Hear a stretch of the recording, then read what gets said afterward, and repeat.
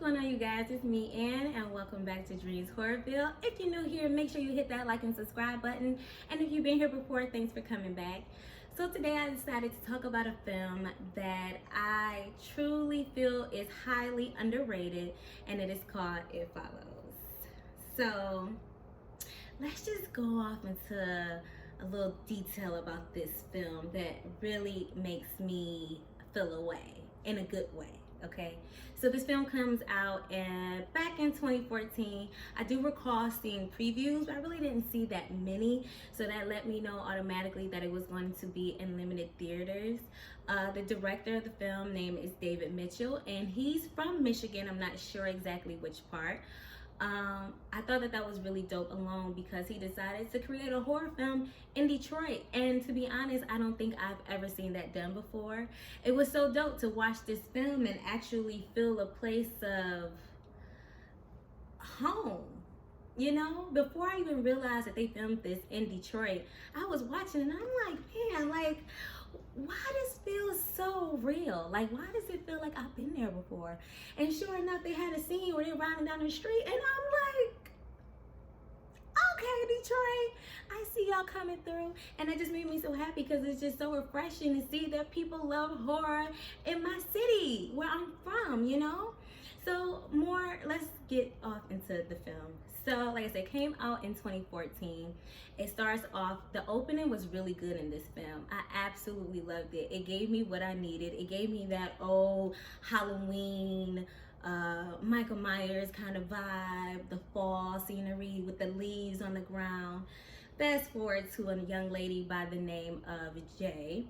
And you know, she's just a pretty cool girl for the most part. She attends Oakland University. That's another reason why I thought that this was dope, because they just really showing out for Michigan in this film. Okay, so anywho, she comes across a guy that she likes, and of course they do what mature adults do. Well, I don't want to say mature adults, but they do the do, and he basically informs her that so I transmitted something to you from me.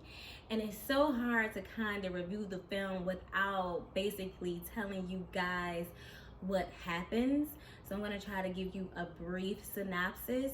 So basically, if you do the grown up, you know, you transfer this thing to the next person, and they will break down in the film how it operates and how it works. I highly suggest this film because it's an easy watch.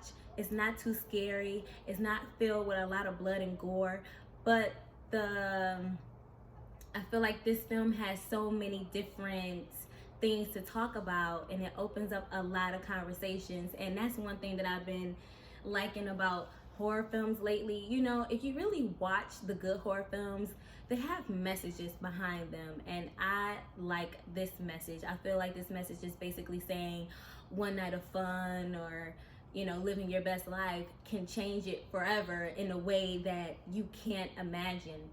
I love the music in this film. It gave me that it paid homage to the horror films back in the day, from like the little okay, I'm sorry, I don't even know why I did that, but it gave me that kind of vibe, like how they used to do it back in the day in the late early 80s for the horror film soundtrack.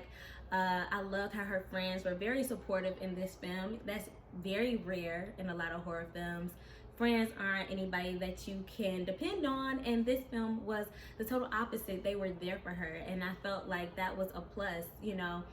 Another thing is, it's so weird because in these horror films, you rarely see the parents. Like, where are the parents? Where's the mom? Where's the dad? Who's the guardian? Like, what's happening here? Nobody's watching? Nobody watching? Y'all not watching the kids? Oh, okay, you know, that's fine. But I just want to say that I highly suggest this film.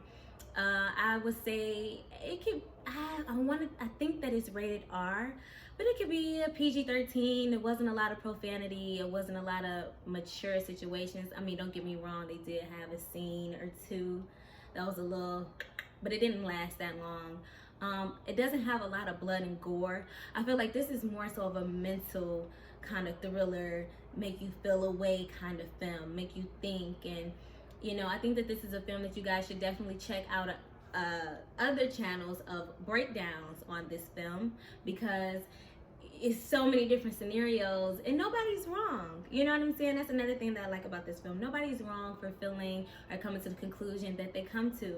So I really want you guys to check this film out.